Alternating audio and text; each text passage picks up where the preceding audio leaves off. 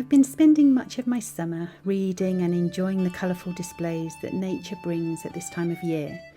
The bees and the butterflies are drinking in the fragrant blooms in the garden, and we have had a special visitor return to our little patch again this year. The hummingbird hawk moth is a summer visitor to the UK, migrating from southern Europe in variable numbers each year. They are fascinating little things to watch as they hover around like hummingbirds looking for food. They have long been seen as a lucky omen. In fact, a swarm of them were seen flying across the English Channel on D-Day. So I'm hopeful that good times are ahead of us. As for reading, I was always one of those children that had my nose in a book.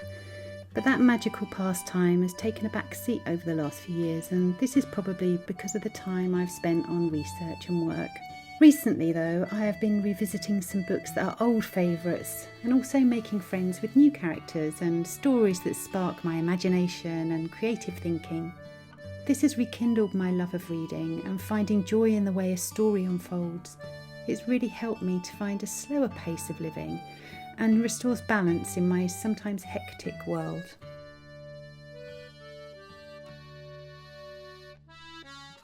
As well as spending time in the garden and reading and crafting, I've been visiting special places that are close to my heart. Visiting the lake is one of my favourite places, and I've whiled away many hours taking in the smooth rocks and the tall redwood trees in this enchanted place. There's always something new to see, and time almost stands still when I come here.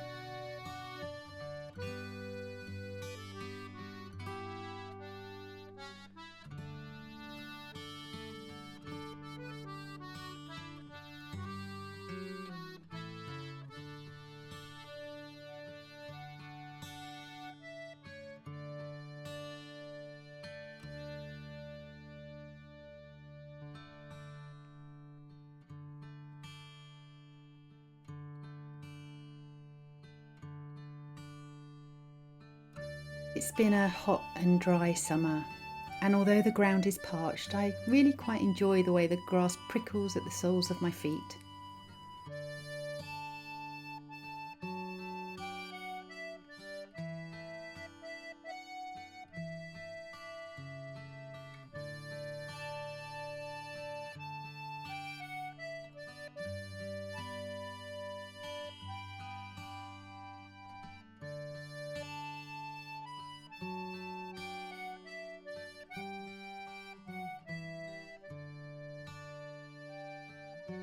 The seed heads are beginning to form and sway in the breeze, distributing their seeds like peppercorns ready to begin the next cycle.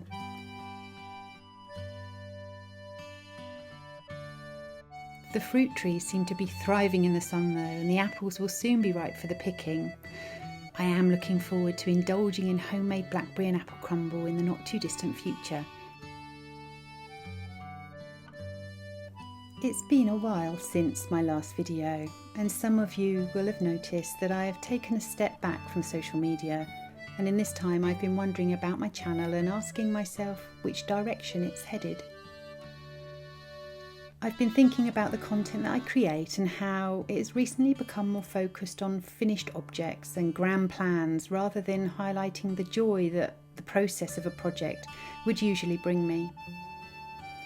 This was never my intention, but it is easy to get swept up with what we think others expect from us. So with this in mind, I've taken time to reflect and find myself again. I think I've got a little bit lost along the way there.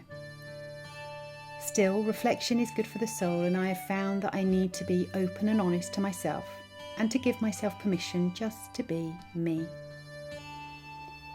Crafting will always be a big part of my content, but I find myself wanting to share the small and special moments without the pressure that I place on myself to just get things done. So here is my introduction to the bit of the podcast that you're all used to, where I'll be sharing the slowed down version of myself.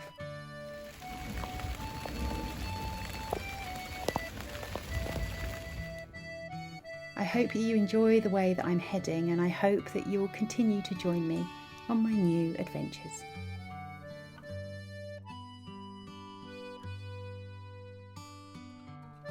Hi everyone and welcome to the podcast. My name is Becky and I am joining you today from the south coast of England where I live with my partner and our 15-year-old Springer Spaniel called Molly. I hope you're all keeping well, and if you have seen the podcast up to this point you will know that things are changing a little bit around here. So I haven't done all that much crafting. I have been knitting, I've been crocheting, spinning and weaving, but I've decided to kind of just give myself a bit of breathing space and to just concentrate and focus more on the process of crafting rather than trying to get things done just so that I can record a video and show you guys. So a bit of a new format. The other thing I was going to share with you was just some of the books that I've been reading recently and some books that I've got that I will be reading, and I thought I'd share that with you as well, just in case you're interested. So without further ado, we'll get on with what I've been up to. I have finished a pair of socks.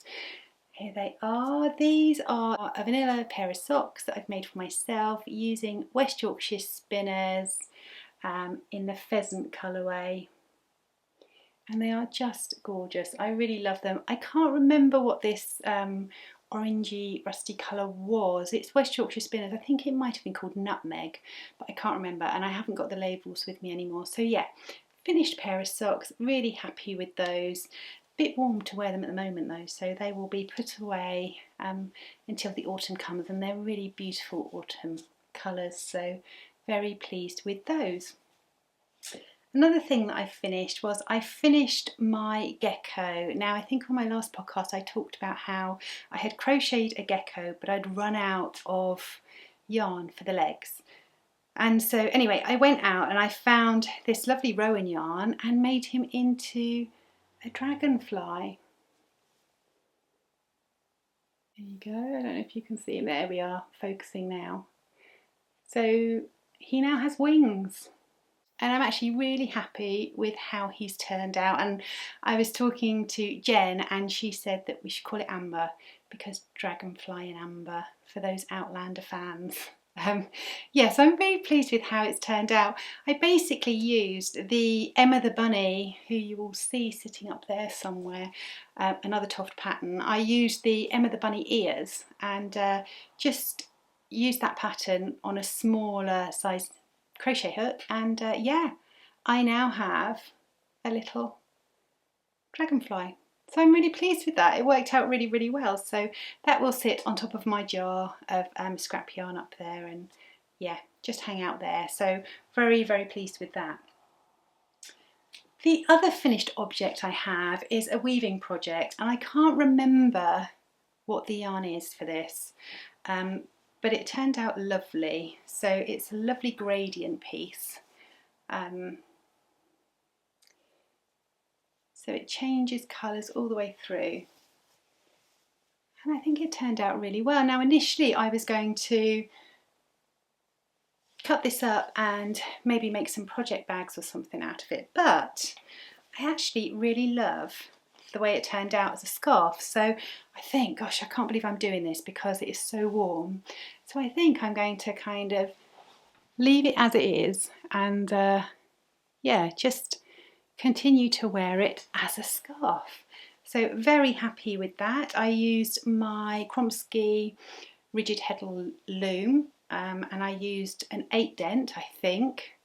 Just trying to see, looking up there, I think it was an 8 dent heddle, and it turned out really well. So I'm really pleased with how that worked out. So that's definitely going to be stored away until the cooler season is upon us. But the thing that I've been working on the most is my crochet blanket, and I have been loving this because I have found that knitting in this weather, my hands have just been so hot and sweaty that I just haven't been able to do it. So this project has been perfect because it's cotton and acrylic. So I'm using Sheepy's, I'm not sure if that's how you say it, Soft Fun, and this is how far I've got. So it's getting there. It's getting quite big, and I absolutely love the vibrancy of it with the white. I think it's looking really, really lovely. So yeah, so I've done quite a bit. I've still got squares to do. In fact, I bought a box of soft fun in some little balls, and this is not quite one box, and I bought another box, so it's going to be double the size of this when it's finished. So I'm really pleased. I am crocheting it together as I go and sewing in the ends as I go. We won't look too closely at that because, you know, I'm a beginner crocheter. But yeah, I'm really pleased. As I said, it doesn't make me too hot when I'm doing it, and it's very portable. So recently my son Jack graduated from Newcastle University. I should pop some pictures in here so that you can see. And it was such a wonderful day. I don't think I've ever been so proud as I was that day of everything he's done, especially through COVID and the pandemic, you know, getting on with it and studying away from university. So I'm so proud of him, and we had such a lovely day, and his girlfriend Jen came, and yeah, it was wonderful. But what I was trying to say was that on the way up, it's a long way for us to drive up to Newcastle. It's about a 6-hour drive, and so I just had this on the go, and I got loads and loads of squares done. So I shall continue to sew them up and crochet more when the mood takes me. So it's a long old project, but as I said before, I'm not in any rush. I'm just really enjoying the process of getting this blanket done. So that's that. I'll pop it up there so you can, it's a bit of colour. So what else have I been up to? I have been working on my other socks, which I'm really trying to think of the name of the pattern, but I'll put it on the screen here because I really can't remember. And part of the new format is that I am not going to go back and look at notes and make notes throughout. I'm just going to kind of wing it a little bit. So if it just ends up being a pattern on the screen or a designer on the screen, then you can go and check that out at your leisure. But I have been working on another pair of socks, and this yarn was gifted to me a little while ago, and it's by Skein Lane, and I had already finished one sock apart from the heel, but I have now got down to almost the toe on my second sock. So I really like the pattern of this. It's turning out really nicely, and yeah, I think that the yarn was called Red Admiral. It was a sock set, so I've still got this much of the mane and got quite a lot for the heels, toes and cuffs, so I've got plenty to get my pair of socks done. So I'm enjoying that, and that's coming on really well. And yeah, again, I haven't done very much on it purely because it's been too warm, but sooner or later I will get that finished off too. So the other things that I wanted to talk to you about were books, and you will have seen in my beginning intro, my very long intro for this podcast, that I have been reading Emma. And I've never read Emma before by Jane Austen, and I love these books. My son's girlfriend Jen found a book, what did she find? Little Women, in a charity shop, and it was in this format, and it's Wordsworth Collector's Editions, I think they're called, yes. But I just love the way they look on the cover, and there's a little bit on the back as well, and they're just absolutely beautiful. So I am reading Emma, and this is kind of like, I never read just one book at a time. I tend to read a few books at a time, but this is kind of my quiet but need to focus book, because obviously it was written a long time ago, and you know, you need to focus a little bit on the way the language is constructed, and I don't want to kind of get to the point where I've skimmed loads and I don't really know what's going on, so it's kind of a slow read, so I'm enjoying that. The other one that I'm reading at the moment is a library book. So I like to go to the library sometimes, especially when I'm on holiday from work. I work in education, so I do have term time in work, and then I have the holidays that schools would generally have. But I do like to go to the library when I can, and I went to get this book, I actually ordered it from the library. You can now put in a request online and then they email you when that book is in your local library. So I did that with this one, and it's The Shadow of the Wind by Carlos Ruiz Zafrong, and it is translated from Spanish by Lucia Graves. I really wish they would put the translator on the front because I think it's a really important job. But anyway, it's a wonderful book. It's about a young boy called Daniel. It's set in 1945 and his father is a bookseller and he works with his father. His father takes him one day to the cemetery of lost books, I think it's called, and he's allowed to pick out one book, so he picks out this book. All the other copies of this book, he finds out later, have been destroyed. So he's trying to find out, first of all, who's destroying or who destroyed the books, but also he's trying to find out about the author who disappeared inexplicably. So it's a really good book. It's quite I can feel there's some thriller elements of it, but what's so lovely about it is the way it's written. It is written like a classic book and the language in it is just beautiful, and the translator has done an amazing job of reinterpreting the story into English. So yeah, really enjoying that. I am almost 3/4 of the way through, but I am really enjoying the story so far, so well worth a read. Other things that I've read are, I'll just show you a couple. Sorry, I've got floof up my nose. I'll just show you a couple of them. I have read a few more, but you know, we could go on forever. One of the books I read recently was The End of Mr. Y, which is by Scarlett Thomas. It's a relatively recent publication, I think. Where are we? 2006, so not that recent at all. Ignore me. But it's a really good story about a young girl called Ariel who finds a book, and she wants to find out the story around the book because there is a curse attached to it. So she wants to find out about the writer of the book, what the book actually means, and yeah, it kind of runs in parallel to her own life. So it is interesting. Initially, I wasn't too keen on the end of it because it kind of takes such a long time to kind of warm up. I have this rule with books that if I haven't got into it and I'm not really enjoying it by 100 pages, then I'll let it go and I'll move on to something else. So about 70, 80 pages in, I was thinking, oh, I'm not sure. It's quite science-based, especially in the beginning.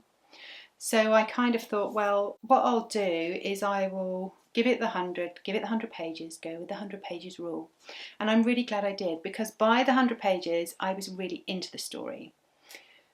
It kind of built up, and then the ending, yeah, it was kind of over really quickly, and I kind of was a little bit deflated about it because I thought, wow, you've taken such a long time to build this story up and then it's kind of done. However, since then, I've thought about it a lot, and it was a really good story. And going back to what I was saying earlier about the process of something, not so much the end product, actually I did really enjoy reading it. So I enjoyed the process of reading it. So yeah, so it's a good story. I would recommend it if you like a bit of mystery and adventure and otherworldly. The End of Mr. Y is a good story. The other one that I've read is The Vanishing Half, and this is by Britt Bennett, and this is a corker. I really enjoyed this. It's about two sisters, twins. They are black. They're living in a very tiny place in America where it's not even on the map. But the interesting thing about them both is they're both very light-skinned, and they go their own ways, and one lives as a white woman and the other lives as a black woman. And it's about their lives, how it impacts on their family, and kind of, yeah, how their paths cross later on. It's a really good, well-written book. Really, really enjoyed this one. Yeah, It's great. It's about identity, it's about growing up, relationships, race. Good book. So 3 that I've got that are on my current to read list. I've got another one from the library. I've got Hamnet, and this sounds like a really interesting story, so I will tell you the very first bit at the beginning. It says, in the 1580s, a couple living in Henley Street, Stratford, had 3 children, Susanna, then Hamnet, and Judith, who were twins. The boy Hamnet died in 1596, aged 11. 4 years or so later, the father wrote a play called Hamlet. So it is about Shakespeare's son. It is a novel, but I'm really looking forward to reading it. It's had some really great reviews. This is by Maggie O'Farrell, who I know is a good, an excellent writer, and it was the Women's Prize for Fiction 2020. So yes, I'm looking forward to reading that one. I think that will be definitely my next one to read, although I might say that about the other 2 that I'm going to show you, so we'll see. Other one that I got is the reading list, and this sounds really lovely. It sounds like a really nice book about life and friendship and also reading, and it is about a man called Mukesh who pops into his local library, and there is a girl there who's a reluctant librarian, and she has a curious reading list, and basically they kind of start reading books together. So I'm really looking forward to that one. And it says, story by story, Mukesh and Alicia work their way through the list, their worries slipping away with every encounter, with every world discovered in their unlikely book club of 2. So it sounds really good. So I'm looking forward to that one. And the last one that I would like to start reading very soon is Heartless, and this is by Marissa Meyer, and this is kind of an offspin of Alice in Wonderland, which is one of my favourite stories of all time. This is about the Queen of Hearts and how she wasn't always the way she was in Alice in Wonderland, and it's about her life before that point. So it says, long before Alice fell down the rabbit hole and before the roses were painted red, the Queen of Hearts was just a girl in love for the first time. So yeah, I thought it sounded really funny, really quirky, and yeah, looking forward to reading that one as well. One more that I am reading currently that I forgot because I am reading it by audiobook is a book that is in my nice little bookcase that I made. So I made this, I shall take the book out and show it to you. So I made this just with some stuff that was in my stash. There you go. It's got a pocket here because if I get a book that I really love, and I love the book that I'm listening to so much that I actually bought an old battered copy, so it's not the most attractive. But what I like to do is I like to annotate. So you can see here, oh, can you see here?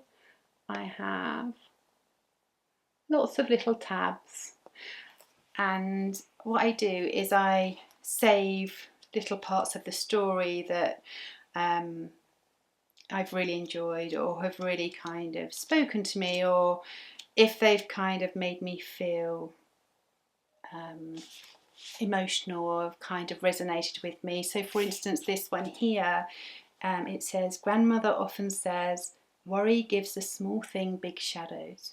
So yeah, so I tend to just annotate things that I really like. And I love this book so much. I am just listening to it before I go to sleep at night, so I'm listening to the audiobook. The narrator for the audiobook is amazing, it's brilliant. And this is about Japan in 1957. And it is kind of a parallel story because we have Japan in 1957, but then we have present day as well. So it's about a young girl who is Japanese and she falls in love with an American sailor. And it's obviously after the war, so there's a lot of political unrest, and yeah, she falls in love with him, and it's about what happens after that point basically, and what happens to their lives. And it's based on factual accounts of young Japanese women that were in that position. So it's really lovely. It's called The Woman in the White Kimono. Haven't even told you what it's called. And it's by Anna Johns, and I believe she is a journalist. And I don't think she's written any other books, which is really sad because I love her way of writing. So I'm really enjoying that at the moment. This is quite an older book, is it? Let's have a look. 2019, so it's not that old. But yeah, it's been around for quite some time, and yeah, I'm just savouring every word. The similes and the descriptions in this are just absolutely gorgeous. So that's another book. So that at the moment is living in my little bag, and then I'm listening to the audiobook, and then I'm going back and then highlighting bits, but it's definitely a book I will read again in the future. So other than that, you will have seen what I've been up to. I went out to Nyman's house yesterday, and I've recorded a bit of footage of that, so I will show you that. It's the most beautiful house. Unfortunately it's a ruin, but it is the most beautiful house and garden, so I will show you a little bit of footage just to finish off this podcast. And thank you so much for spending a bit of time with me. Let me know what you think of the new format. I really hope you enjoy it. I'm enjoying just chatting with you and feel a lot more relaxed about it. So I hope you enjoy it too. Anyway, until next time, take care. So this is Nyman's, which is a National Trust property that's nestled within West Sussex. It's a medieval style manor and is not as old as it seems. Nyman's was originally a plain Regency style house which was probably built around 1839 by a man named George Harrington. In 1890 the property was bought by Ludwig Messel, and he and his wife set about changing their new home with a romantic feel. Unfortunately, most of the house was destroyed by fire in 1947, and it was only 19 years after they'd finished all the building work. With rationing and restrictions on building materials still in place after the Second World War, it was simply impossible for the family to rebuild it. What survived of the house was made safe for the family to use as a base when visiting the beautiful gardens, although their daughter Anne did move back into the partially ruined house permanently. In 1953, the house and the 275 acres of woodland was bequeathed to the National Trust so that we can all enjoy it today.